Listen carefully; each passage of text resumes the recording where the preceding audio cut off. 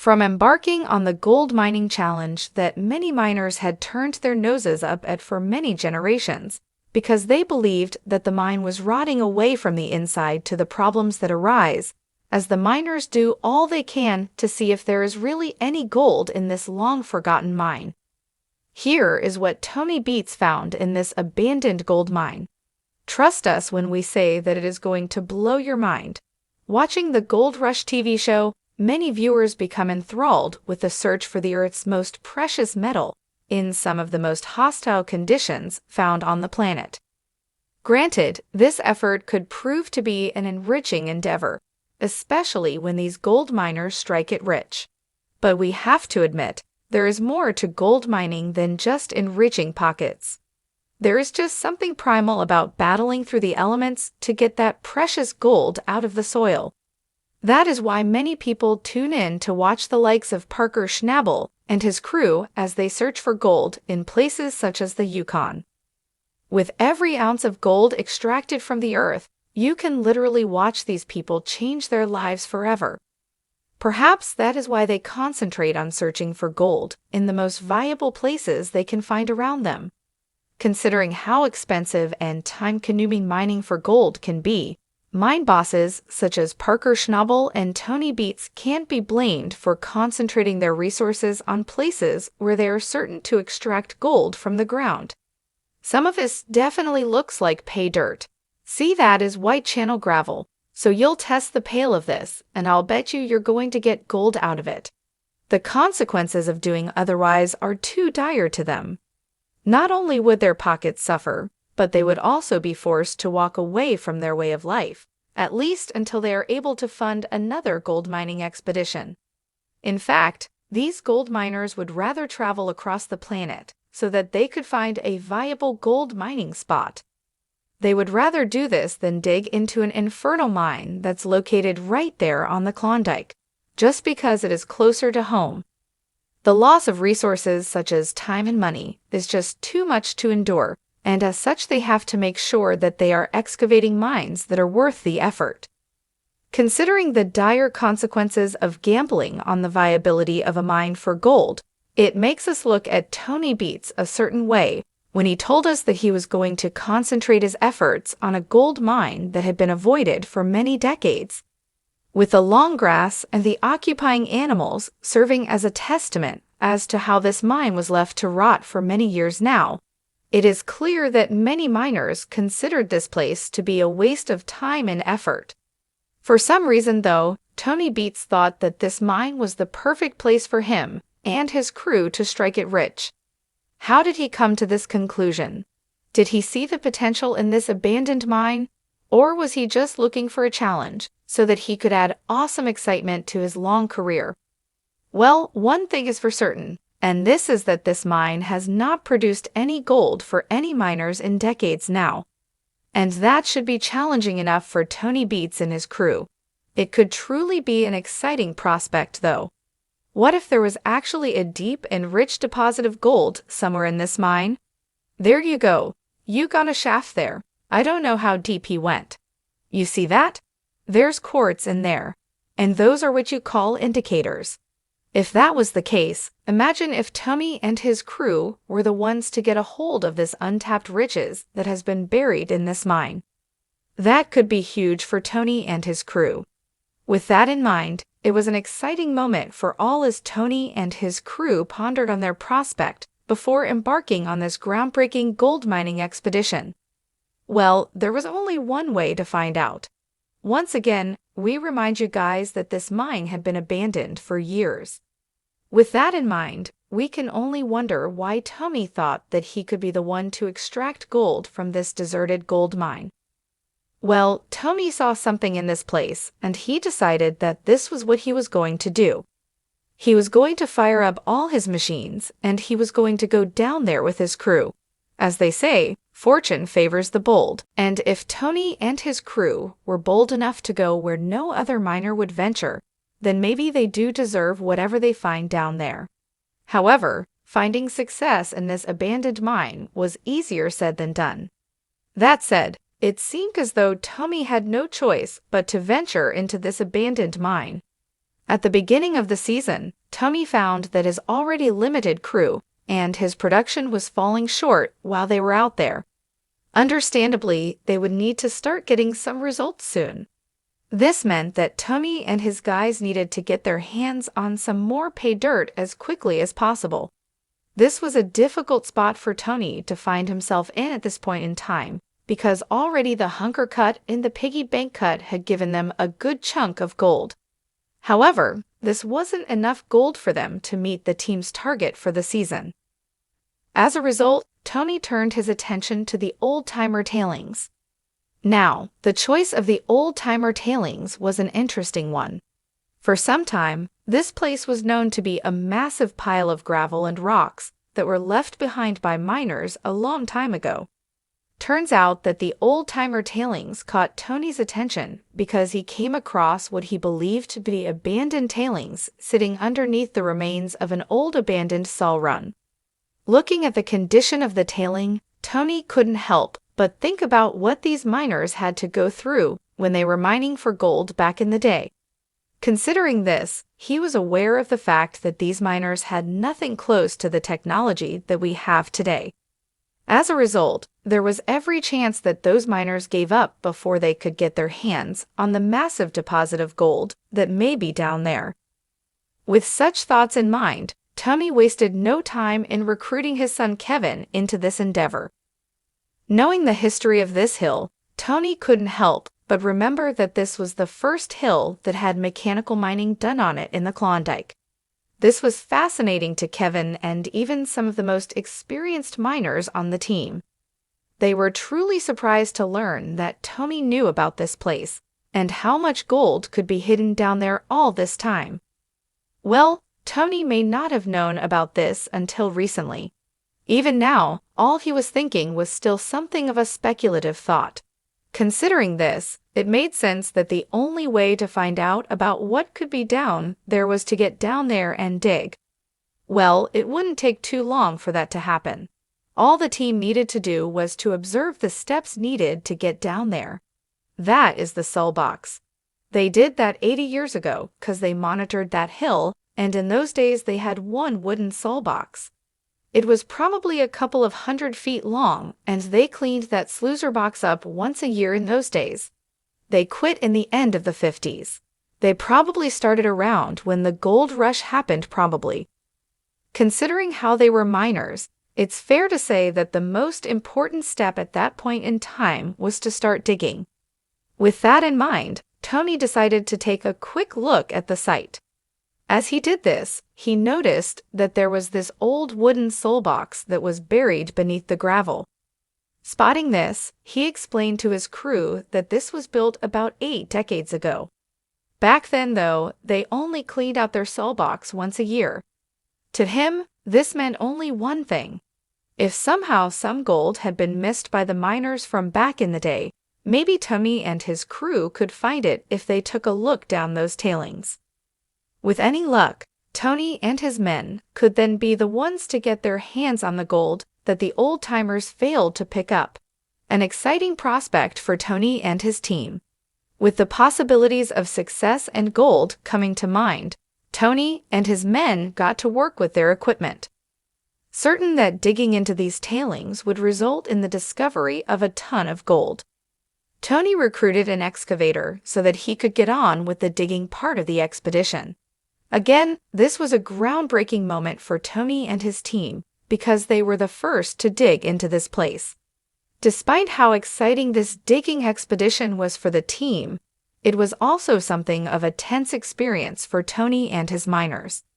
As much as they were excited about what could be down there, they could not help but feel a certain level of uncertainty as they watched the excavator dig into the tailings. Is it true that there was really gold down there? Or had the old miners sacked the tailings for all the gold it was worth back in the day?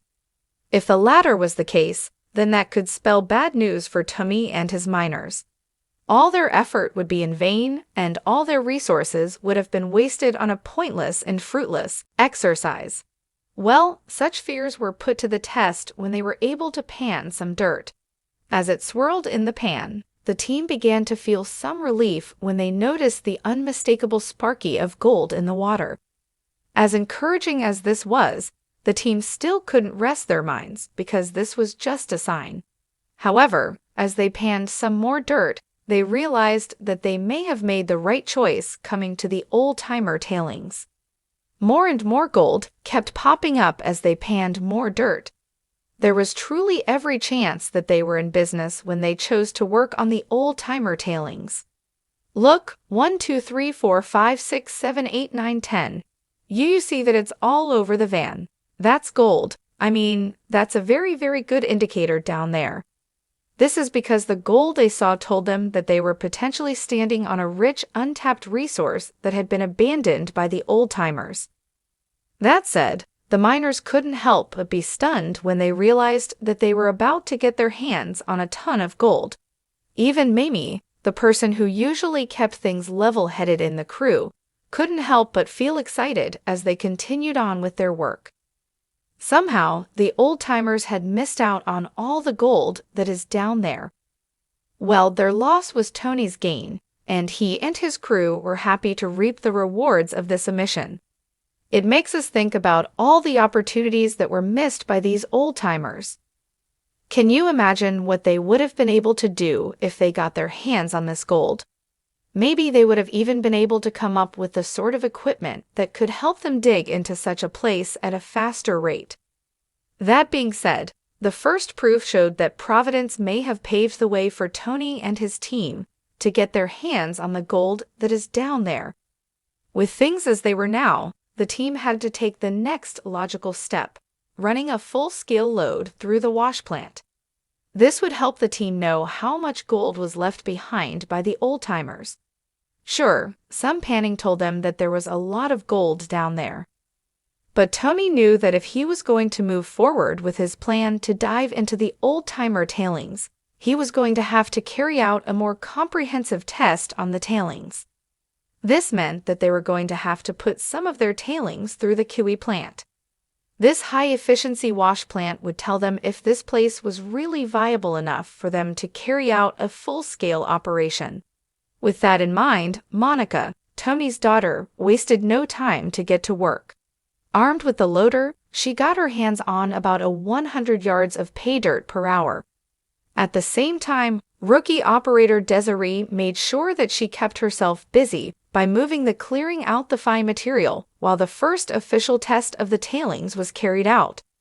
Everything seemed to be going well, and it seemed that it would only be a matter of time before they got the answers that they needed.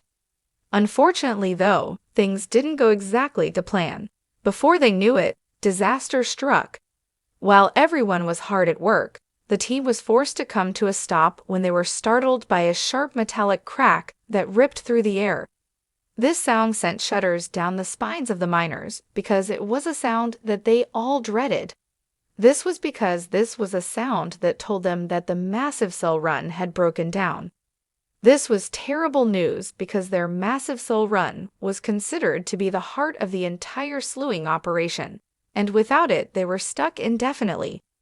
Thankfully, it didn't take them too long to figure out that a snapped cable was the reason behind the breakdown of their machine. Now that their machine was in a terrible state of disrepair, you could feel the sense of urgency that ran through the team as they came to terms with the fact that their machine had pretty much destroyed itself. They knew that they had to get back to work as soon as possible. What we're going to have to do is bend that bar back straight, weld piece back on relatively straight, and then reset the angle on the run. Every hour they failed to work means that they were losing $2,000 in lost gold. And as you can imagine, they could not have that at all. This was even worse when we consider the fact that they still weren't sure if there was any gold down there. As you can imagine, the team was at the beginning of a potentially massive disaster. Well, Tony and his team didn't have any time to wallow in the disappointment that they had to endure. Without missing too much of a beat, Tony and his team got to work. The first thing that they did was to find a way to stabilize the structure.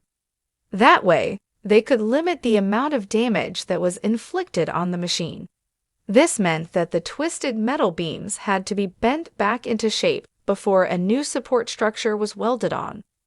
Following this, they then had to make sure that the sole run had to be realigned. If they didn't do all these things, they might as well render their wash plant useless themselves and call it a day. With that in mind, the team knew that they had no choice but to put an end to this problem. From afar, passers-by could watch them as they cut, weld, and reinforced the damaged parts that needed work. Despite how tired they were, they pushed on with their work. They knew how much money they were losing by the minute, and they knew that the sooner they fixed the machine down there, they would find out if the tailings were truly worth all this effort. The work was technical, but after 8 long and tiring hours, the team was satisfied with all they had done to put their machine back in order. Now that the machine was ready to get back to work, the team stood back and watched as their machine was fired back up. Before we knew what was going on, the sloofer was back to speed. It was almost as though nothing had ever even happened. As great as this was, the team knew that they were only embarking on the real test. The test to see if the old-timer tailings would truly pay off. Right when we started going, I think we were slewing for 15-20 minutes. We ran into a snake. Now it's all fixed. I'm excited to see what we're going to get here. Could this place truly be a success? Or is it possible that Tony and his team had just wasted all that time and effort on nothing? Well, after 4 hours of mining, the team got the answers that they were waiting for. Now, for us to fully understand the results, we must understand that on a normal day, Tony and his team would consider a place such as this viable if it was able to give them an ounce of gold per 100 yards. Interestingly enough, he could still make things work if he was able to get half that amount from this spot. As such, you can see how tense things were as the team gathered round to get the readings. You can also imagine how excited they were when they watched the meter rise steadily. To their utmost surprise and delight, the team jumped for joy when they realized that they were able to get 4.2 ounces worth of gold from their little experiment. That came to the sum of $7,400. Aside from walking away with a cool wad of cash, this experiment was considered to be a resounding success for Tony and his team, because it told them that at the end of the day, Tony was really on to something when he decided to look into the old-timer tailings. Where many thought that this place had been abandoned because it was rotting from the inside, Tony decided that he was going to look into things for himself so that he could come to his own conclusions. With 4.22 ounces for the 100 yards of pay dirt that he had gathered in his experiment, you couldn't blame the team for being excited about the success of their experiment and the prospect for the future.